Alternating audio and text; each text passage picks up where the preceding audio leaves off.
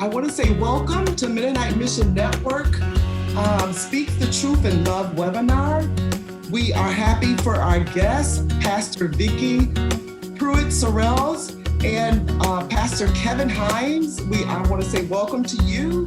Welcome to Joe Sawaski. Joe and I are with Mennonite Mission Network. We are the mission agency of Mennonite Church USA. Our offices is in Elkhart, Indiana, and Newton, Kansas. So we're here today to focus on racial solidarity, racial reconciliation, and we have our guests to talk about the stories that they want to share with you. I happened to be surfing on the website one Sunday morning, and I'm always wanting to visit different churches. And I stopped at Lee Heights Mennonite Church, Cleveland, Ohio. And Pastor Pruitte was doing some pretty phenomenal work. I thought it was important work. And she had invited Pastor Kevin. And I thought, yes, this is the model that we like to tap into. We can't just talk about the work of social justice, but we have to be about the work of social justice. So the invitation was given to them to come to talk about their experience. Pastor Kevin just addressed the question to Pastor Vikki. You know, what's going on? We have a problem here. This was after our brother Floyd was shot down in Minnesota. Not shot down, I'm sorry. He was kneed and after being arrested and handcuffed. And one of the police is there, they put their knee into his neck, held him there. And it was just a sad situation. So Pastor Kevin called Pastor Vikki to say, what is happening in our United States of this America here in our hometown? And I'm glad he asked that question, and I'm hoping that you would develop courage to do the same thing.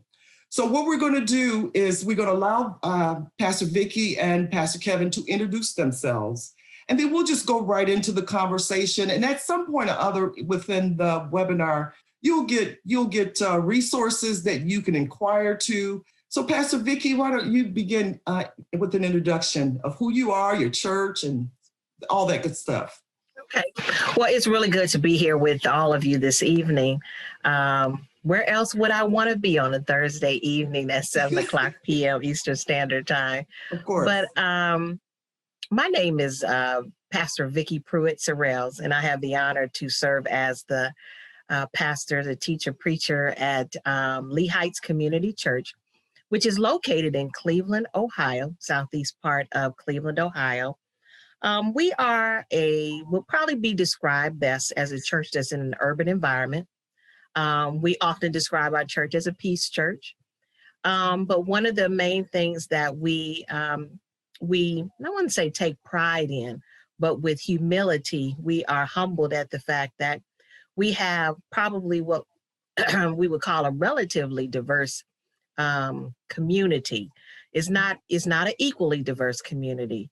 But it is one that probably has, our numbers probably range between 85 to 87% African American, with the remaining being Caucasian.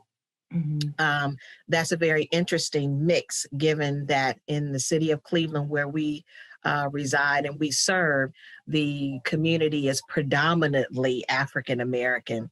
And so we take pride in that, because historically that has been something that we have concentrated on, has been the opportunity to come together as one on a Sunday morning. We also, we serve our mission. Basically, I thought about just quoting the entire mission of the church, but if I had to really put it in a capsulized measure, it would probably say that we believe in the peace of Jesus Christ as a transformative method in order to transform lives, so that they will understand, they will appreciate, and they will continue to love on the gospel of Jesus Christ. So I know we have a mission that says, collectively we will do this. But at the end of it all, that is one thing that we believe in, is that the peace of Jesus, the justice of Jesus, is one that is transforming lives every day and in every way. That's good. That's good. I like that. Follow that, Pastor Kevin. Sure. I don't know how I can follow that up, Vikki. Follow that, Pastor Kevin. I am Kevin Himes. I pastor at Salem Mennonite in Kidron. And yeah, our context is quite different. I would say we are 99% Caucasian, and we are very rural. We are, I'd say, about an hour south of Cleveland, roughly. So the distance between our two churches, mileage-wise, is quite a bit. But we have been here for well over 120 years, a historic church in that regard. And in terms of peace and justice, I would say personally, I am someone who is rooted in Jesus' perspective of peace and justice. That is very important to me. However, if we're looking at like an actual vision for that at Salem, I have a tough time really putting legs to that. It's something that's more an idea than it actually is a very tangible practice. And so I think, this whole thing that we're doing here tonight and relating to Lee Heights and to Pastor Vikki, this is one way we're actually trying to make good on putting peace into practice. So this really is for us, especially in this area of racial reconciliation, this is really, really new horizons, and we are really just getting our feet wet in this regard. Real good, thank you. Joe, can you offer us an introduction of you? Sure, my name is Joe Sawatsky, and I'm Ann's colleague at Mission Network, and I live in Goshen, Indiana, where I'm phoning in from tonight. And I am passionate about mission as crossing barriers with the good news of Jesus Christ, and about preaching and teaching the gospel as the power of God's love to create one new humanity in place of the two or the three or the four, or however many divisions there are in the world. So I followed that call to South Africa, and I'm trying to live out that call right here in Indiana, where I live now as well. So it's a lifelong journey that I'm on with all of you. Thanks, Joe. I am Ann Jacobs with Mennonite Mission Network. And again, I've been around for about 18 years. So I feel like I am a Mennonite. If people are asking, who are the Mennonites? You're looking at them. And I would include myself, because I've been around a while. I'm on the clock tonight, so I can call myself a Mennonite. Anyways, I'd like to move on here and just recognize as well that yesterday was Ash Wednesday. So we're in the Ash season, and that is actually a time to reflect on our life in following Jesus Christ. And although, Wednesday's behind us, this is another day that God has given us to get it right. So a time of reflection for empathy, prayer, lament, and repentance. And I'm sure that you will hear that in this sharing. So we are coming from Ephesians 4:15, speak the truth in love. I like to just share that passage of scripture with you, or part of that Ephesians with you, just to kind of put our hearts together, help us to meditate, and then we can move through. But I'd like for you to share with us the reflections that we are going to offer tonight from this passage. And with us being a church, it really will give us a foundation to think about, what are we called to do in this whole idea of racial and social justice? So let's hear that from Ephesians 4. So I'll start at the 11th verse. And this was after Paul had spoken about the gifts in the church.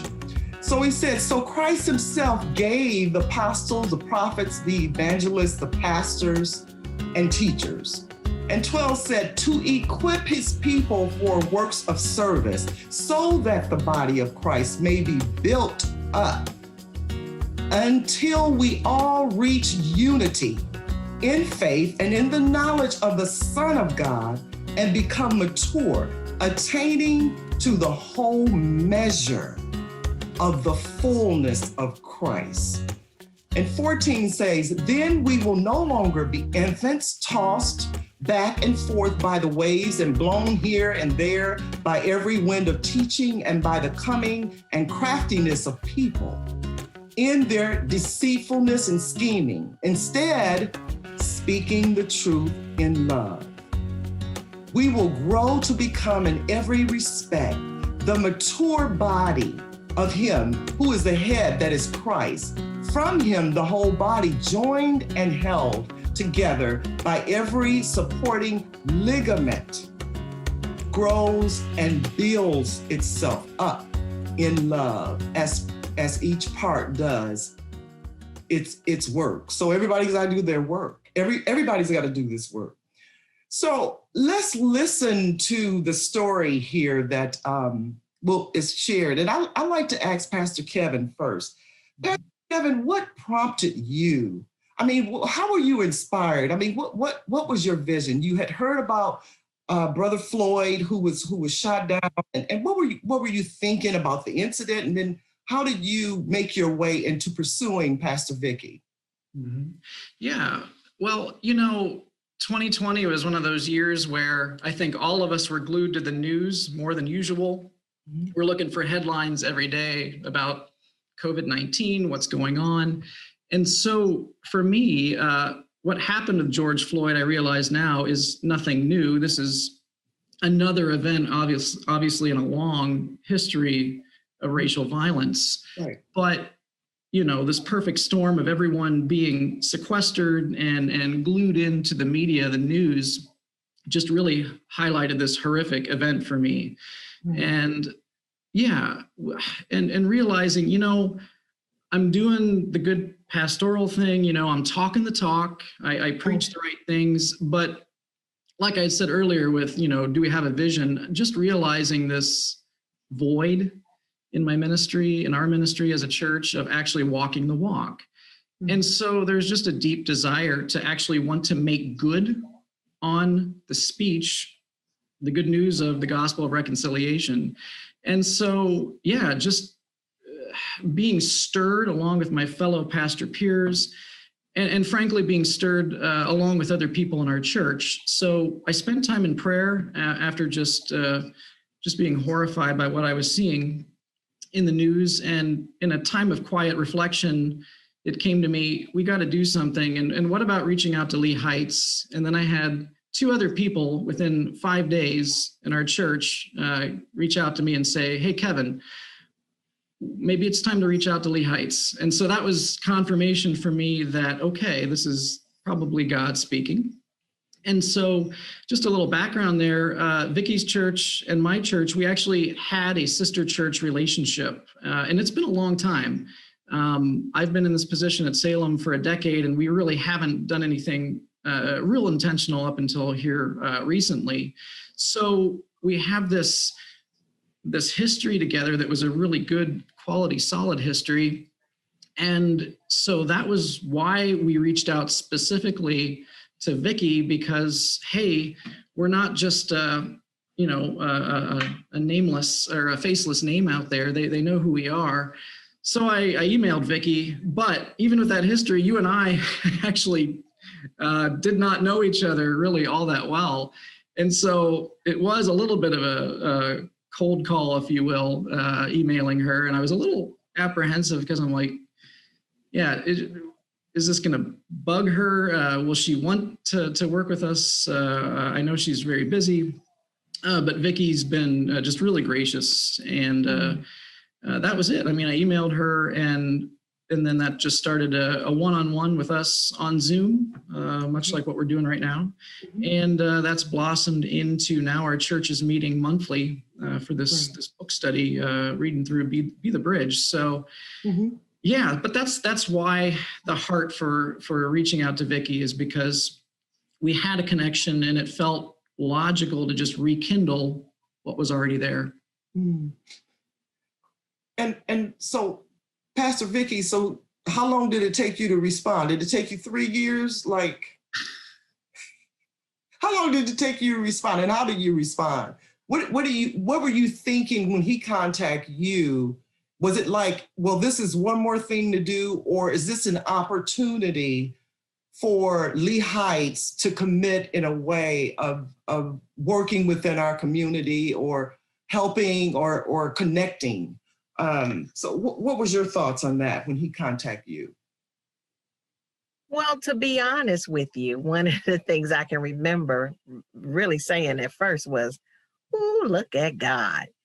Okay. Because there was it was something else going on for just in the world, because as Kevin mentioned, or Pastor Kevin has said, we had gotten so glued to the TV stations, mainly because of COVID-19, and COVID had knocked out all your sports shows, all your other things. And so all you could really do was pay attention to the news. And so I found myself when he sent the email, and I said, look at God, because I said, it might be time for a conversation to take place. But I really wasn't sure with whom. I will say this much, what this meant, why this looked different was because Pastor Kevin was reaching out to Pastor Vikki. He was not reaching out to Lee Heights. He was reaching out to Pastor Vikki. And that was almost like we would have these conversations and we go back and forth with it. It really wasn't him reaching out to, let's reach out to Lee Heights. So it had more to do with the relationship building. That's kind of how I felt. And I kind of thought also from the fact that my response to him it wasn't immediate, if he probably remembers. And it wasn't 2 days.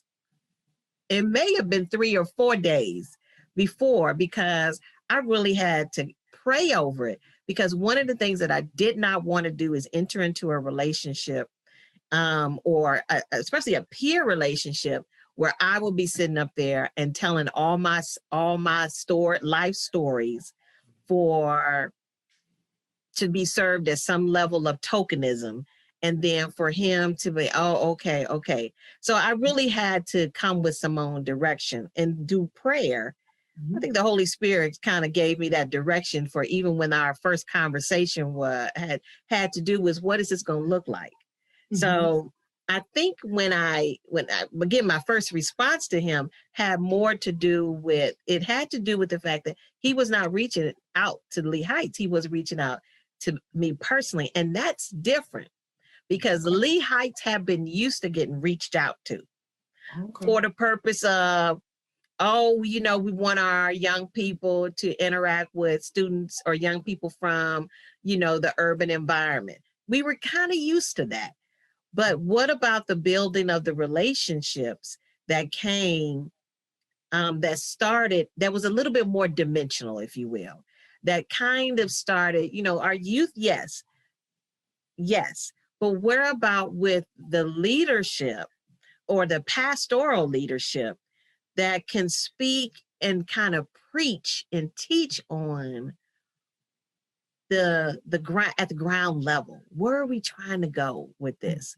And it wasn't just about calling somebody, let's have these little conversations, but it really was about developing a relationship and develop a relationship of understanding, and not just I want to hear your stories, but help me to understand.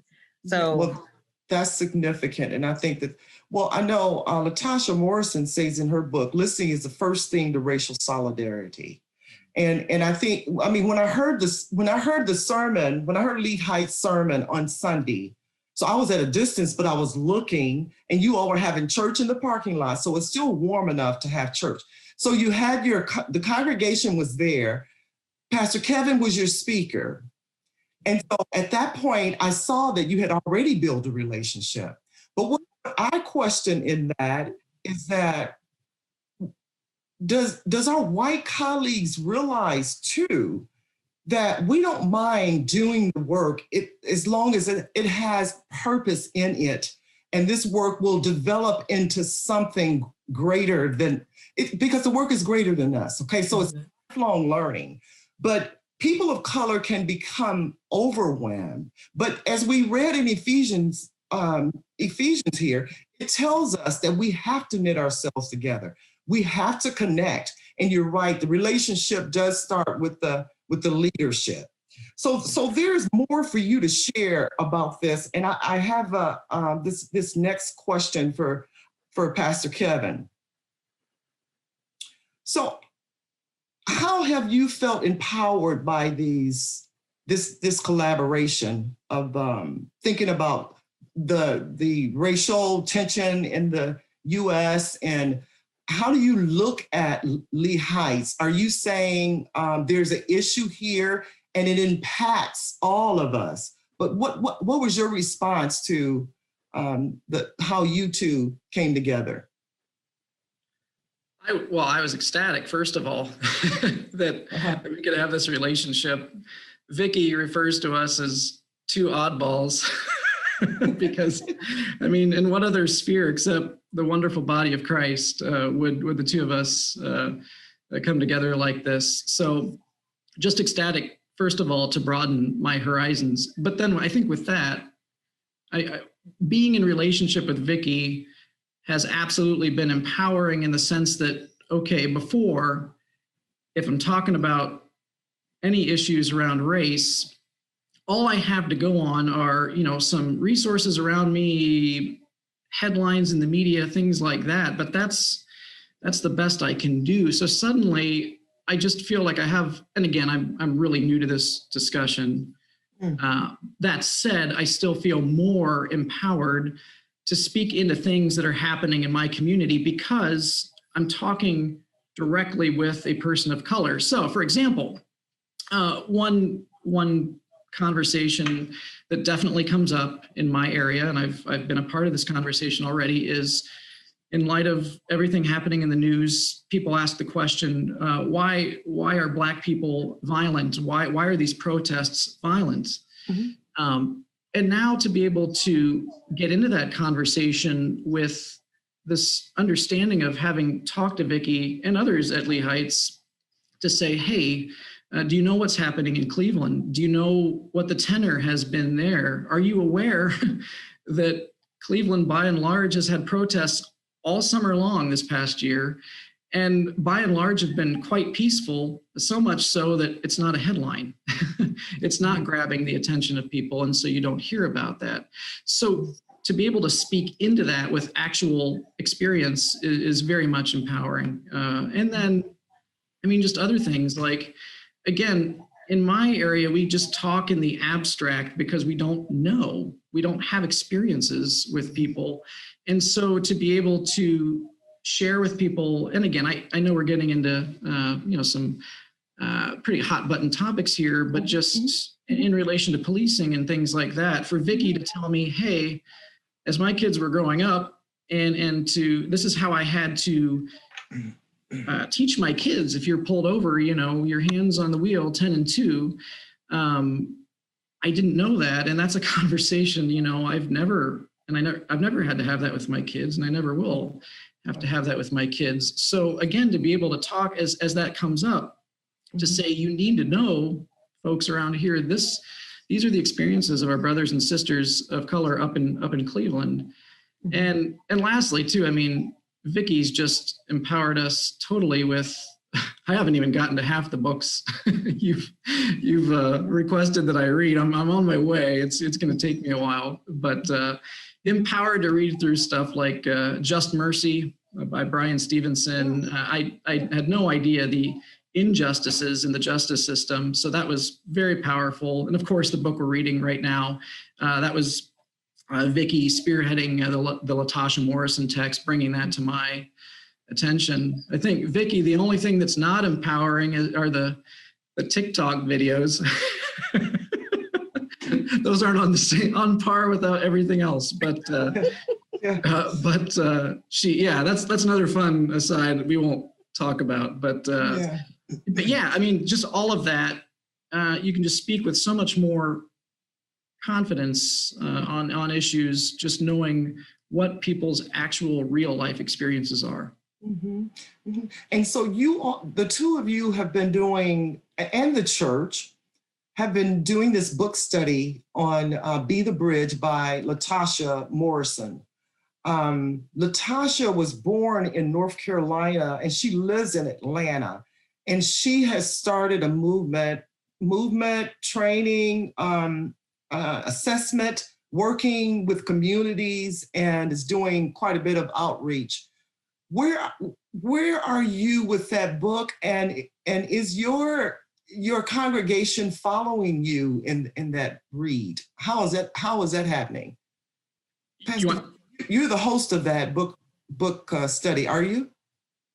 Well, both of us have served as the facilitators for that. Okay. But one thing I want to say based upon what Kevin sent me point that way. What Kevin said prior to is what a thing that we've been able to actually do is create a safe space, and because Kevin can come and and I feel like he can ask me some things that he might be very apprehensive about asking. Do know that I had to discern my own spirit, not to judge. And knowing that he's been able to do that makes it easier for me to answer questions and likewise to ask him some questions. Mm-hmm. I've also been in a position to learn that there's, the humility of Pastor Kevin, because he has really been able to allow himself to be very transparent. Mm-hmm. And although I don't always like that word, I'm trying to come up with something else, but he has been so transparent to let us know in his own words, when he said it during his sermon here in Cleveland, his ignorance.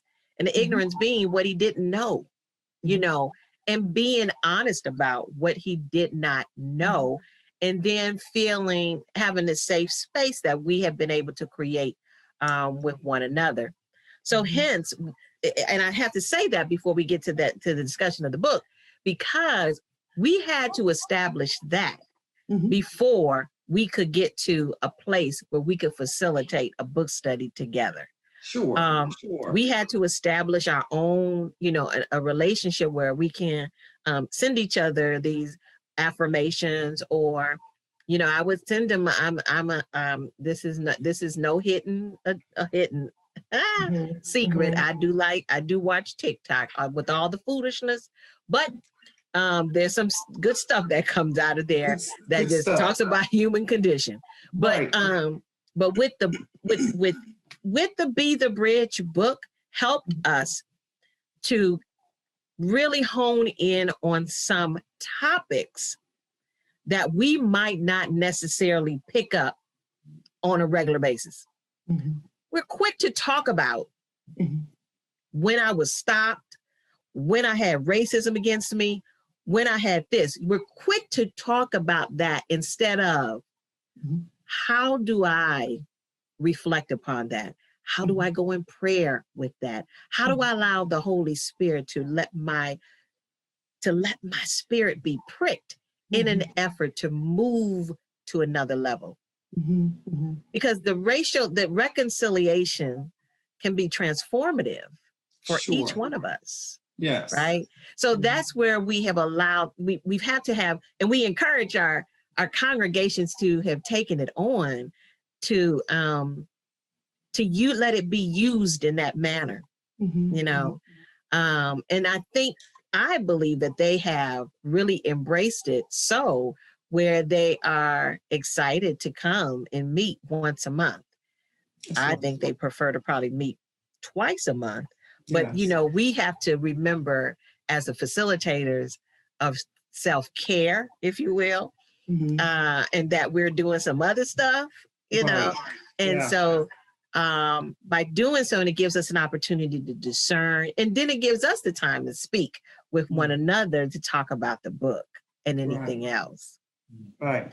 Did I answer that question? Is there something else, Kevin? No, you did. So I want to, let me just speak to the audience again. So this is Mennonite Mission Network, and We are doing an interview with two pastors out in Ohio, inner city pastor and a rural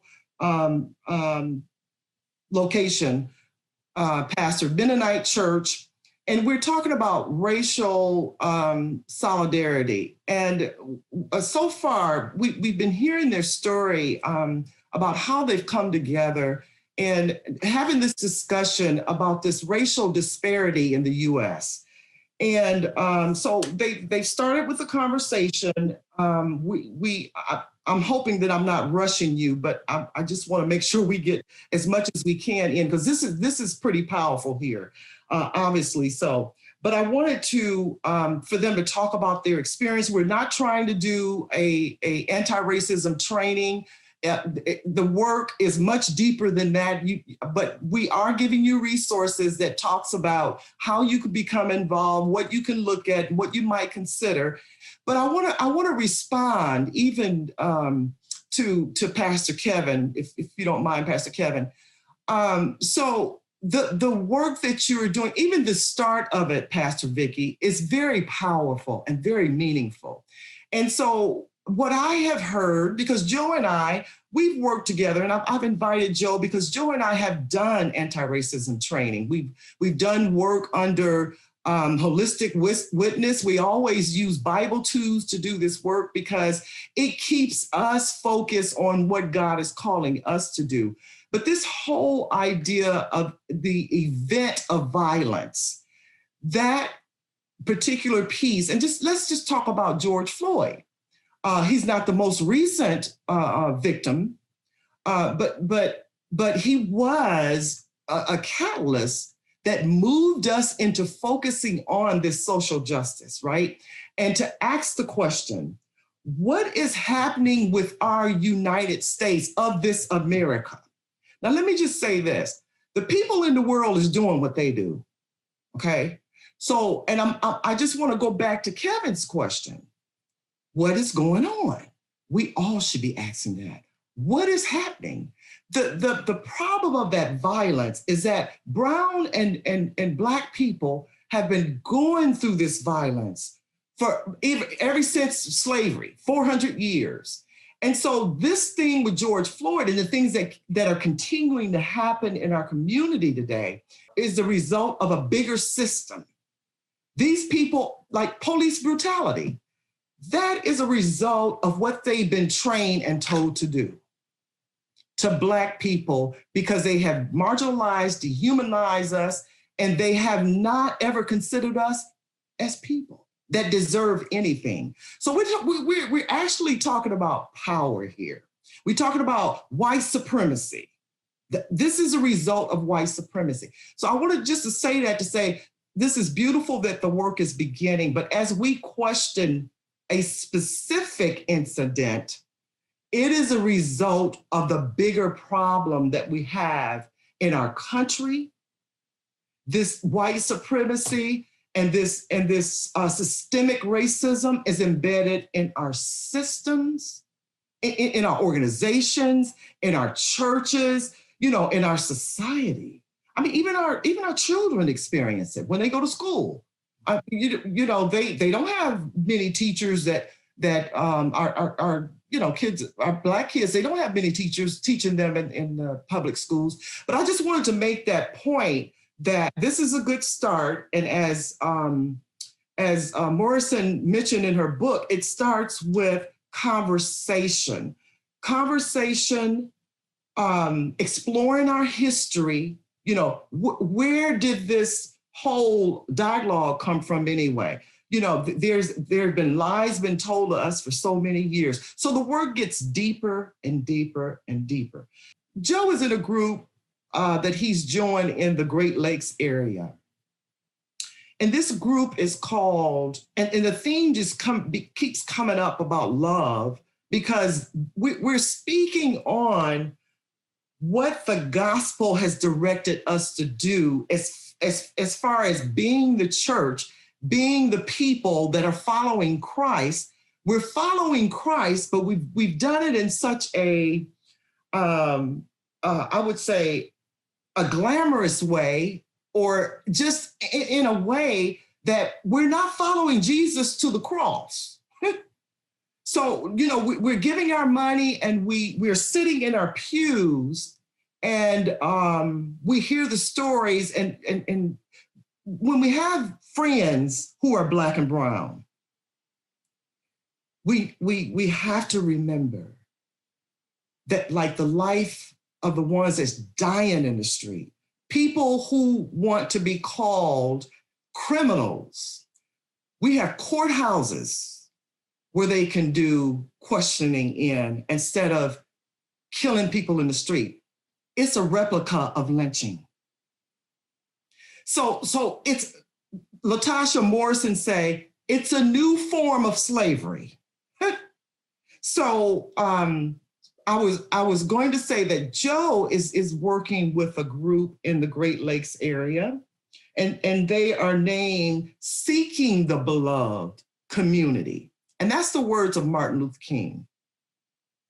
Joe, you want to speak just a little bit about that, and then I'll go back to Pastor Vikki and Pastor Kevin with questions.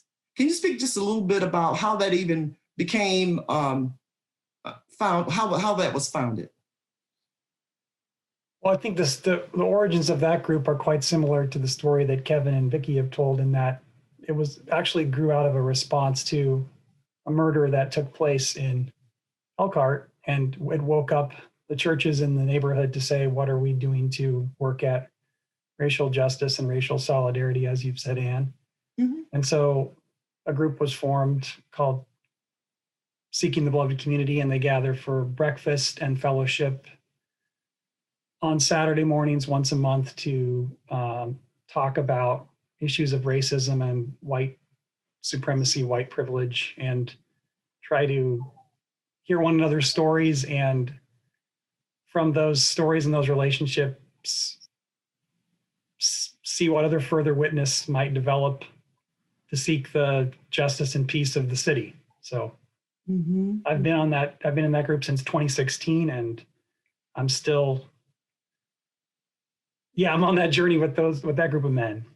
Right. Yeah. And that group of men, they are multi-generational. I mean, they've been around a while. They are pastors in the community of Elkhart, Indiana, and well respected. And so it's a mixed group. And it started by, what was his name that started the group? There's several founders, but I mean, Keith Kingsley and John Brown and mm-hmm. Mm-hmm. John Brown of Church Without Walls, Keith Kingsley of Fellowship of Hope. Yeah, people like that. Right. Mm-hmm. Yeah. And when I listened, I heard the story before. When I listened to them, it was actually 2 killings in their community. And one I remember was at Prairie Street Mennonite Church. The young boy was killed in the parking lot of Prairie Street Mennonite Church. And then there was a second killing. And so, but so the point I'm trying to make, we get signs all around us. And so the question is, like Pastor Kevin, I mean, what's going on? But it's more than that, So when we talk about what we have gone through with this racial tension, this racism, and the systems that is really affecting all of us. We say that, well, I'm not racist because I have a Black friend.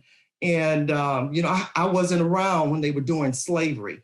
Well, that's a whole new different story. And you will get that in your assessment, in your training, if you pursue that.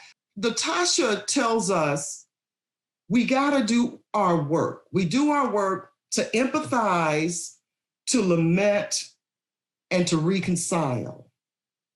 And in order to even empathize, we got to know what we're dealing with. So this question, Pastor Kevin, is $1 million question that you have asked and have made it possible to move in a different direction in your faith. So I do have another question. Does anybody else want to say anything before we move into our other questions?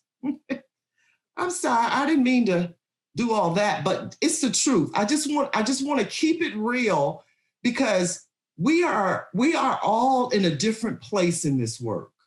So we're not gleaming just over a conversation, we're gleaming over the question that you asked, Pastor Kevin.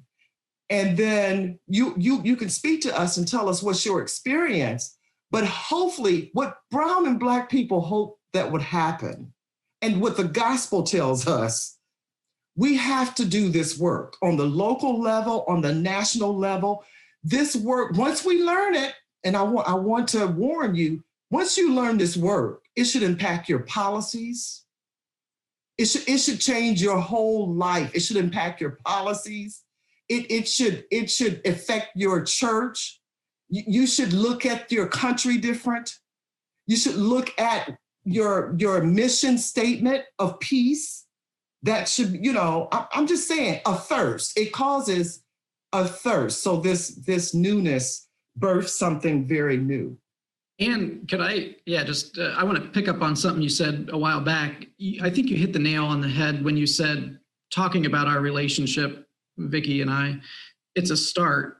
And I think that's exactly what it is. I mean, obviously what you're naming, the level of violence and how deep that violence, that hostility runs is it's an enormous task to even begin to address it and to preach and act good news into what we see happening in our world.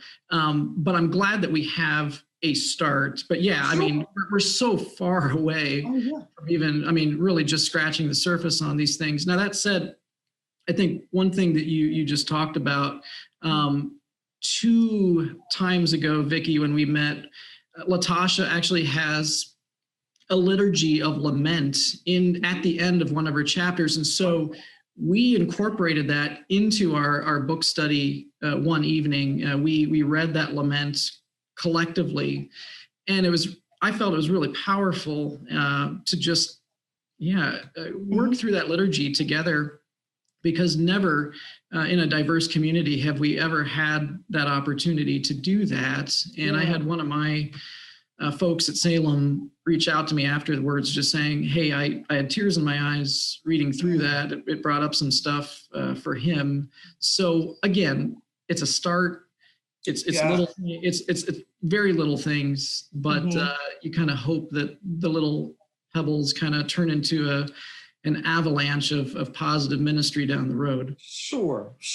And that's what Latasha talks about. This beginning, this whole beginning with a heart of humility and listening together and not justifying our history, not justifying anything, but listening and learning together. So I'm grateful to even have discovered this, and the vision for having us here today is to talk about the beginning, a start of whether it's book study or whether it's phone call, but something to lead us into deeper, more meaningful work. So we have a couple of more questions, and we have 10 minutes. And Pastor Vikki, did you have anything you want to share? I did. Just listening to what you just mentioned, is I do have to, reveal my own self, that when Kevin did approach me through the email, one of the things that also came up from there is it was an opportunity even for me to develop more of my voice in who I was as a preacher of the gospel, right? And so I think that's one thing that people tend to believe, is that when particularly Black folks, African-American folks, people of color, tend to have stories and narratives. It's now about how do we, as people of color who are lovers of Jesus Christ and who are followers of Jesus Christ, begin to allow that message to transform our voice. And by doing so, it then becomes one that is demonstrative of love more than anything else. Because we can sit up here and talk about how I was and what happened to me and how this went on and so forth and so on. But then what it also helps us to do is to acknowledge, not that is something that goes up against our white brother and sister, but rather it is the object and the subject and the it's a product of a system that we have been a part of. And so now it's not about so much just fighting against using our stories as weapons to fight our brothers and sisters, but rather how can we collectively come together to use those stories in order to combat the trauma that has been created by it, both for a person of color as well as for a white person to understand. So it's part of that voice has come from, or part of all of this has really helped me to develop that voice when we're talking about justice. And we're talking about justice from a biblical perspective, justice from a Christian perspective, and justice from a worldly perspective. That's right. Is that the justice that we constantly have to work on is the one that we're working on every day, every day with one another.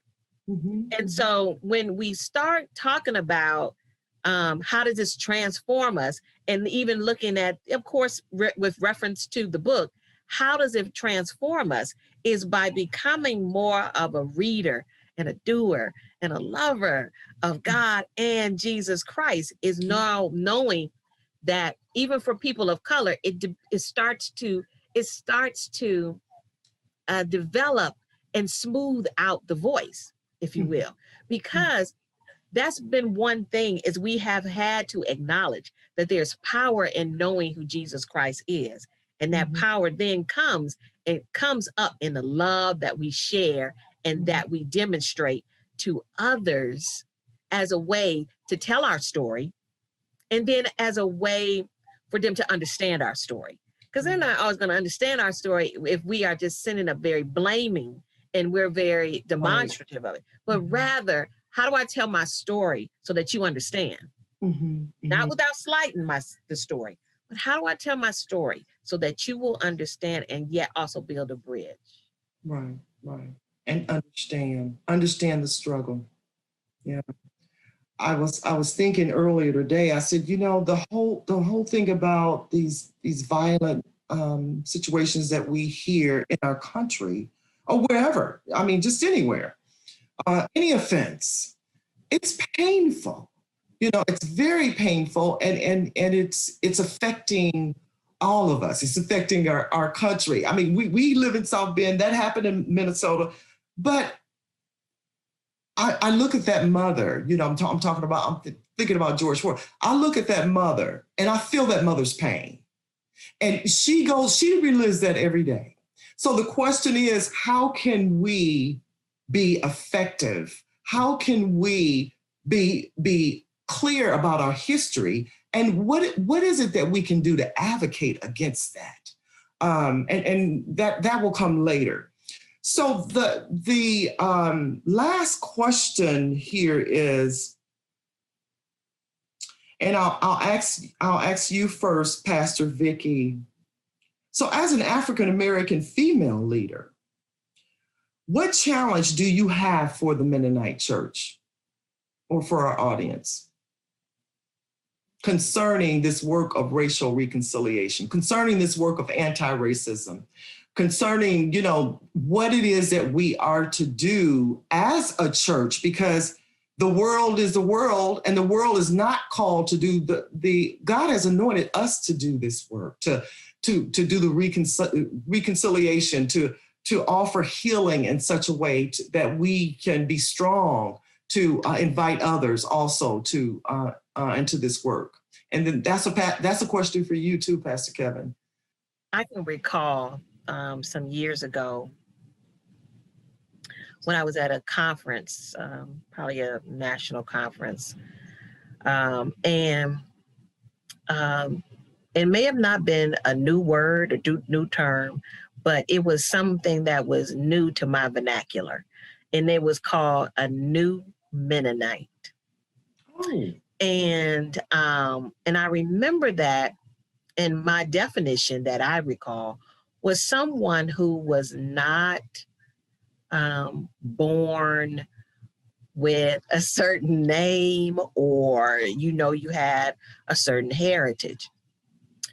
And so someone said, "You're a new Mennonite." And I said, "No, I'm not. They said, yeah. I said, no, I'm not, because this has been the only church and denomination that I have been a part of since I was 6 months old. Wow. So I have grown up in this faith, and yet I still am called marginalized. I'm here to tell you today, I am not. And I want to be treated as I'm not. And so I may say that more in the fact that I understand politically that we might be called a marginalized group because we're on the edge, or we're a smaller group within the faith or denomination, but rather to continue to see me as a part of a faith that has developed, a faith that's grown, and a faith also that still has the opportunity to transform individuals. So I am not marginalized. Now, I may say that with a level of spiritual sass, but I say that in a sense because I really feel in some veins I have, as an African-American woman, I have probably been embraced on a number of levels as an African-American woman. I'm going to tell you it's quite different as an African-American woman preacher. It is different. When I go into a room, maybe at a conference, they see an African-American woman, there might be a level of, we're going to embrace her and we just talk, and I value that. But I also have to acknowledge that I have been in rooms with predominantly Caucasian men and have not been. And so marginalized may be a couple of different layers for me. So I'm not new. I'm not new. I'm here. And I'm not marginalized. Okay. But to receive us still as having a very meaningful voice within the faith, the congregation, and within the body of Christ. And then also acknowledging and embracing us, right? So that we still, so that we're not feeling like a sense of isolation, and acknowledging my voice, and not that my voice is, and my experience is connected to violence, trauma. My experience is not just connected to despair. My experience is connected to a body of people who love who they are and who embrace Psalm 139. So that we are beautifully and wonderfully made. And to acknowledge that we are here and we are going to be here as people who are lovers of peace, who speak peace. Speak peace, the peace of Jesus Christ as a way for us to live on a daily basis. Yeah, I hear you saying that your identity is important and you just want to be seen as a person that God has created you to be. But I want to respond to what you said, Pastor Vikki. This identity is important. And for me, I've heard so many things or so many experiences in the Mennonite Church about identity when it comes to a person of color. And so what we want, as you say, what's important is not expect people to, we want to be, as Latasha says, we want to be in unity, but not uniformity. And that unity that she talks about is walking together in love. And the uniformity is when we expect for people to be in compliance with a system or culture that actually does not fit or suit us. So Pastor Kevin, let's just use an example. I started to say excuse. an example. So you may ski, and that might be something normal from where you came from, but I don't ski. Mm-hmm. Or you might eat this certain food that you were raised up on.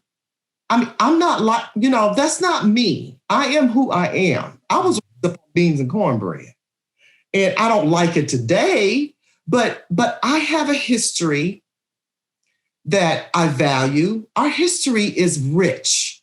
It's rich. And so part of the listening is learning that and sharing that history with me. There's another narrative. And you're right, Pastor Vikki. We need to revise and edit and tell that the narrative of who we are. We want people to know us as, I refer to myself as Anna Baptist-Costal, because I've been in all these different places sharing with God's people. God is in all those places. That's what that means to me. God is in all these places. So, and that's what Paul is talking about in Ephesians. We're from one body. We're one body from one God, one gift, one spirit provided by God. So to pay attention to that, we're unique in who we are.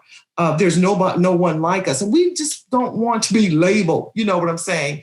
We have to be careful about that. How we see people is important. So, Pastor Kevin, as a white pastor leading a predominantly white church, what would be your message to our audience today? Wow, I mean, we could go a lot of different directions with that. I guess. Well, one thing I would say is this. I actually this is more speaking to, I guess, leadership within the denomination and entities like Mennonite Mission Network. I think that as a white pastor and speaking for people, as you desire to bring about racial healing, I'm already hearing you're talking even tonight about programs and resources, and those things are most excellent and very good. And I would just affirm all the work you're doing with that. But I would add the piece that as that work continues, and maybe this is happening and I'm not aware, but what can leadership do to bring diverse constituents together in actual tangible relationships like what Lee Heights and Salem are exploring right now? I think that that alone just speaks so much more powerfully into people's lives, and I think builds sturdier bridges when we are actually in face-to-face relationships. So just how can we augment the good training that's already happening with real legit relationships? That would be my charge, and I think too, just for my own folks, I think anyone who's skeptical out there in a similar arena to me, living in a rural area in a predominantly white population, just to be able to say, hey, this work, even if it starts at a nominal level of just building awareness, is important. And I would just encourage everyone, do the work, build the awareness. It needs to happen. And again, if we start to build that awareness, I think we can crescendo to a point where we start to do some heavier lifting, as it were, with actual more tangible acts of social justice. But so just speaking to my fellow pastors in rural communities, put in the time. It takes a while, and we're by no means even aware at this point. We're still just getting going, but it has to start there, or we're not going to get too far. Right, exactly. And that's a good word. That's a really good word, and it brings me to an area. But we also have some questions coming in. And I'll see, and I saw one or two directed to Pastor Vikki. Just the one that I saw. I haven't read them all, so we'll see where we get with this. While you're doing that, can I just add a little something here? Sure. Just a little something that Pastor Kevin actually said. One of the things that I know that there were a few people in our congregation had struggled with was how do you, and this is really not Lee Heights issue. I remember I did some consulting work with another church in the area about how do you actually diversify a congregation. And how do you create that? Can you get more? And specifically, what we were talking about was racial diversity. And so a lot of times we find that in some churches, particularly they're the predominantly Caucasian churches, is that there may not be. They may want to be able to welcome people into the church of other races or maybe more people of color, but may not be willing to take a look at maybe some of their traditions and worship styles that might very well also be very that may not be very diversified, if you will. And so I know we had talked a little bit about how can we do that when we are serving we're serving in an a predominantly African American community, predominantly one that struggles, that has some levels of high disparity at all levels. And how do you do that in a city that can be seen as very segregated in and of itself? And so we thought that, okay, well, you have to bring people to the church. And they weren't coming to the church. So they weren't coming to the church. Mm-hmm. But by the COVID-19 helped us really take a look out and try to think out of the box just a little bit, that if you want to actually try to experience and try to experience rather a racially driven congregation, it might not be a bad idea to partner up with another congregation that looks the opposite. Mm-hmm. And work on some type of Bible study or work on a book study, if you will, mm-hmm. just so that they're able to develop those relationships. Mm-hmm. Because I think that's part of what it is they want to be able to develop those relationships. Sure. Mm-hmm. Kevin mentioned 10 years ago, so it might have been 15, almost 20 years ago, where Lee Heights and Salem had a relationship with one another through this entity called Willing Hearts. And two different pastors at the time, and Kevin and I have acknowledged that we are the second generation because we were both in the congregations at the time, but, we were young and frolicking in some type of way, just going to church at the time. And so we're in a different space. We're even in a different space, than, let's say, Pastor Robin Miller and Pastor Darrell. We're in a different space. We're in a different head space. We're in a different space in the world. And so, but we've also acknowledged that has been something that the congregations want to do, is have more of these interactions and not just coming to, not maybe just periodically once or twice a year, but maybe it becoming some level of a commitment that could take place, because there are folks who want those connections and those relationships in order to experience their definition of the fullness of Christ. Mm-hmm. Mm-hmm. So this is really good, and so Mennonite Mission Network has also been doing this work within our agency with staff and doing a lot of training and assessments. And I tell you, the work never ends. It seems like, the more we learn, the more we need to learn. So what we have offered is that, so our communications people have been putting in some resources. I see questions coming up. People want to know next steps and that kind of thing. I mean, even when you do sort of like a collaboration like Pastor Kevin and Pastor Vikki is doing, it's still healthy to do an assessment, to work together in trainings, this is a start, and we learn about each other. And this is a perfect start, so that we can build a deeper, more meaningful, stronger relationship, so that you can be aware of what it is that we're dealing with within your own communities. And this is why we're doing this, just to say, hey, here's one of the examples to start this work. But the other thing it takes me into is that Lee has provided resources in our chat section. There are other books. You can also go to Mennonite Church USA website. There's some opportunities there that people can also inquire about. Mennonite Mission Network, Joe and I, we do this work as well with pastors. We can do it virtually. We can do it on the weekend, so on and so forth. And so what I'm saying is that you're not alone. You don't have to do this work alone. The book study is powerful.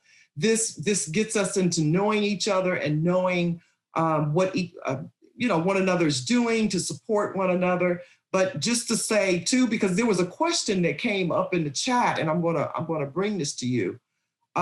People are asking the questions about getting burned out. This is work of a lifetime. But the question was, or is, so this is for Pastor Vikki. Pastor Vikki, you made yourself very vulnerable. I'm just going to read it. When Kevin contacted you, how do you balance reaching out to the mostly white Mennonite church with your need to stay safe and sane? More broadly, should pastors of color seek to lead white congregations? Should white congregations seek pastors of color? That was directed to you, Pastor Vikki. That's about 4 or 5 questions right there. It's good stuff in terms of asking the questions around. One, I heard the issue of vulnerability. And I think that one of the things that we learn as pastors on many occasions is the level of vulnerability that's needed in order for healing to take place. So, I think it's a part of the process of healing also in terms of maybe some of the trauma that I have had myself. And then also to make sure that I am continuing to just cover myself with learning about the love of Jesus Christ. And in order to do that, we must become vulnerable. We must understand that in this work that we do, in this ministry that we do, we must be ready. We must always be at a point where we're ready to have some Calvary moments. And that is to go to the cross and be able to be vulnerable with it. And so I think, and again, my prayer was because it took me a couple of days. I think it took me more than 3 or 4 days to respond back to Kevin. Yeah. And it was in the sense that, was I prepared to do that? And was I at a place in my own faith walk where I was willing to be to speak? And then I think part of it has to do with the fact of I'm going to put aside that after I got over 50, it just couldn't hold on to anything else. But I had to realize that I had to utilize my voice as a way to heal. I had to use my voice to heal. And I think Pastor Kevin had to do the same thing. Good point. He had to use his voice to heal. We talk about how our white brothers and sisters can't be silent anymore, but I had to use my voice as well to either affirm you or to correct you. So we couldn't be silent anymore either, and not having parties and what they call meetings after the meetings and things of the sort, like going down to the fellowship hall and having something after the sermon after the sermon. And so it's about utilizing what God has given you, and in that sense of being vulnerable. It's a lot of weight to the whole piece around the whether or not where you should pastor, I believe that it has to happen between you and God, and being in deep prayer about where God would direct you to go, and how God would have for you to minister to his people, and what gifts that you actually can bring to any congregation. Because I believe that there are some gifts that we as a person of color can bring probably to a congregation that's predominantly Caucasian, that of what they just very well may need. Right. And likewise. So I think that we understand that from a cultural perspective. We understand that from a just your own self perspective of what it is that would work with that congregation. So, yeah, and I hear you on that, Pastor Kevin. Did you want to say something, Pastor Kevin? I'm sorry. Do you want to say something, Pastor Kevin? I mean, only to just very briefly chime in and say, I mean, this was in terms of, working with Vikki, put the ball in her court. I mean, there was no expectations there. I mean, I was hoping you would say yes, but I think what Vikki said, just praying and discerning if a certain situation comes around, is this the right fit for us to try to do this? I'm sure it's not a one size fits all in every situation. Right. But in this particular one, I mean, I think it's working out really well. But I think just to mutually agree or disagree to enter into relationship, that there has to be that mutuality going on there. Sure. And then there was another question that I think is for you, Pastor Kevin. I'm looking forward here. I'm looking down through quite a bit of them, but one of the questions is that someone wanted to know, how did you get your members involved in this? What did you do to get them involved? Yeah, the more and more I read and the more I pastor, the more just trying to learn to surrender and not try to make things happen. So I'm trying to think here. I mean, there was really not a lot of coaxing really to get people involved. We entered into this relationship with a stirring that already happened among some of our members. So there's already a little bit of momentum building naturally, but really just gently issuing a call, a non-coercive call of, hey, we're doing this book study. And I held my breath because I'm like, okay, I reached out to Vikki and I'm saying, this is a good thing. And then if no one shows up from my church, I'm going to feel horrible. But I mean, it was just people stepped up, period. This caught people's hearts. They've been pretty faithful about coming to the online book studies. So that was it. There wasn't some big trying to coerce people into doing it. It was just, hey, let's try this out. And that's it. Now, again, I mean, we have a pretty diverse congregation. So this really resonates with some people and likely doesn't resonate as much with others. And so, hopefully we can continue to broaden this discussion. Right now, it's pretty much, limited to those participants in the book study. But I'm hoping in time, as one thing I do want to say, I hope to follow up in my congregation when we finish this particular book study in May or June, whenever that wraps up, to have our participants report back on a Sunday morning to the congregation and just say, this is what we've experienced together with Lee Heights the last 6 months, so that the broader congregation can just be brought on board with that. I guess I'd back up though and say Vikki preached at Salem before I went up to Lee Heights. So that also created some momentum just to have Vikki in our presence, even though it's during a pandemic and it's hard to get people gathered right now. But I think that did help get people on board as well. Right. So someone's asking about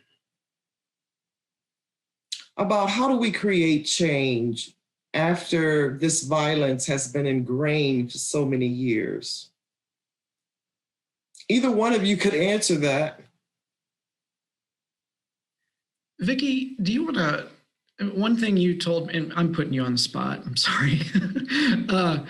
You've done some work, correct, with the local law enforcement in Cleveland that speaks to this person's question. I mean, like legitimately get into the heart of the violence issue?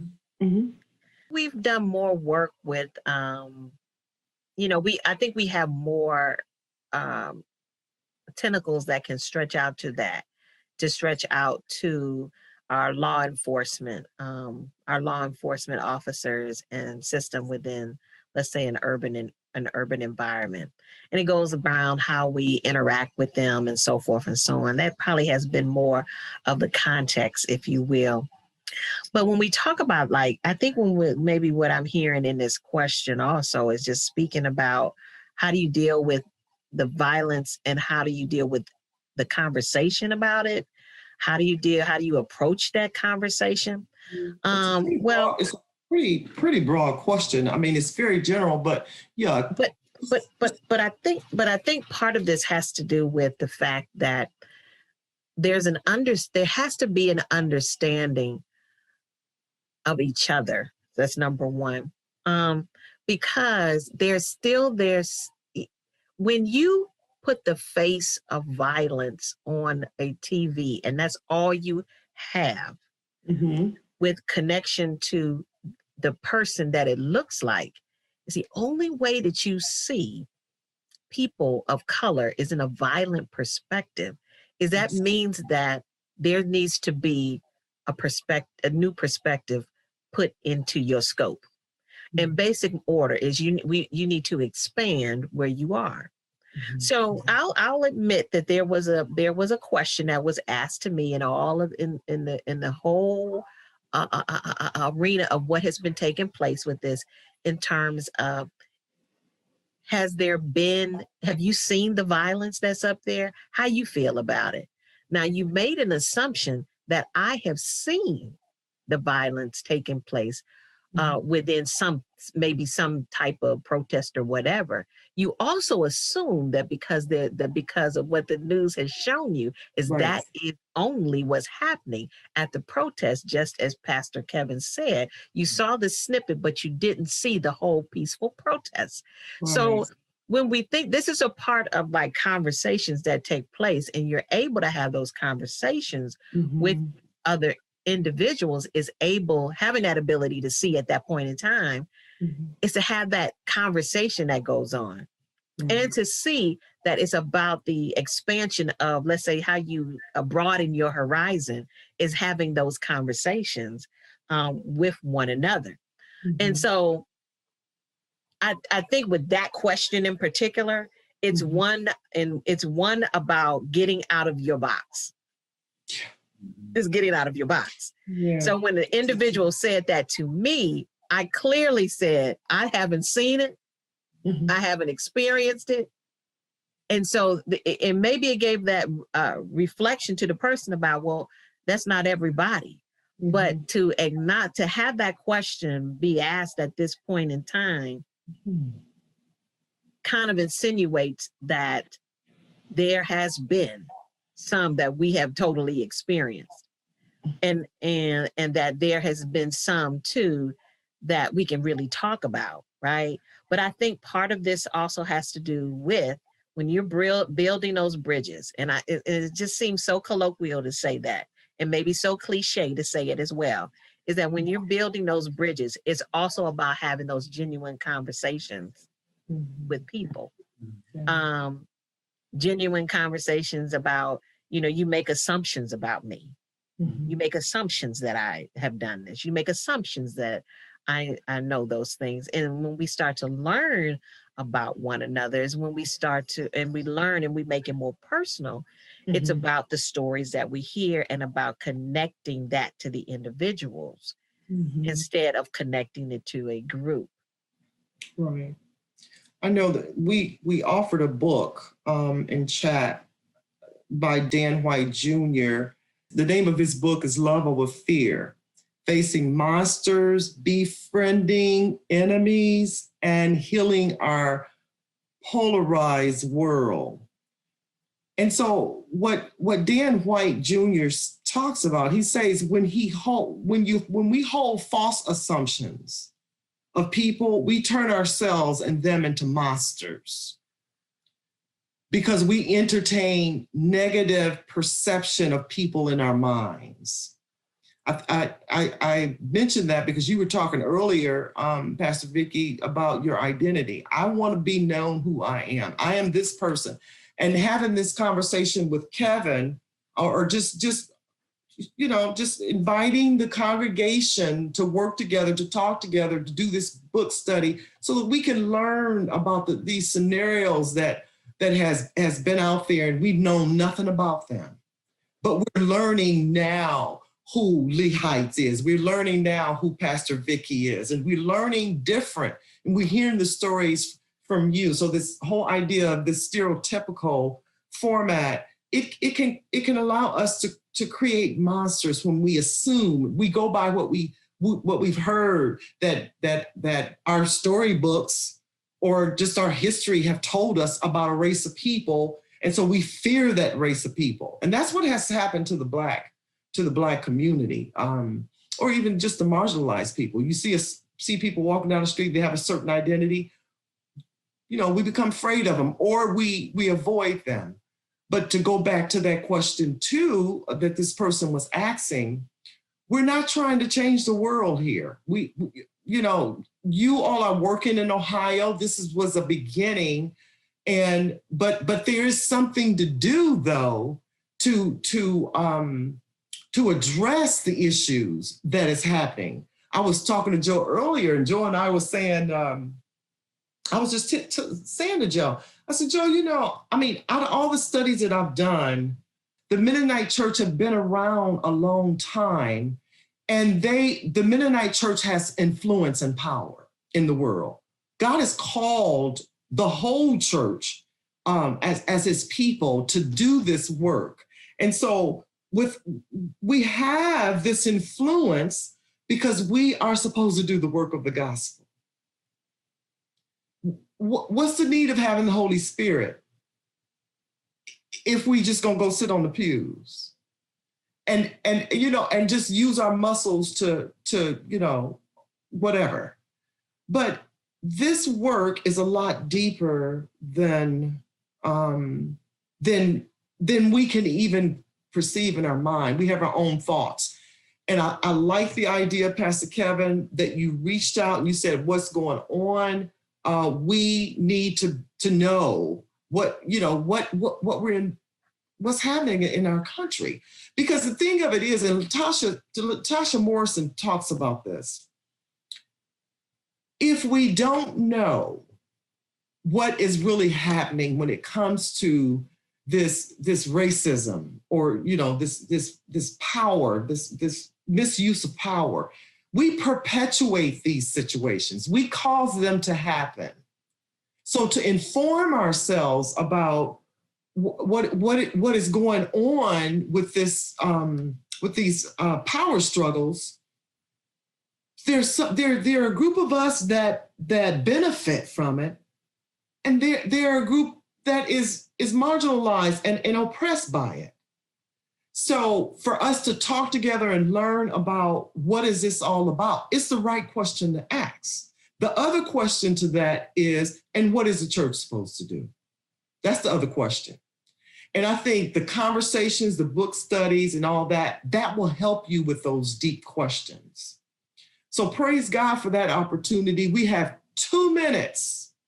There are several questions here, and what we hope to do is we will be taking these questions and pushing them out at some point. If people want to have more conversation, I'm okay to say you can email me, you can email Joe, you can contact Pastor Vikki or Pastor Kevin. And I want to take the time out to thank you all.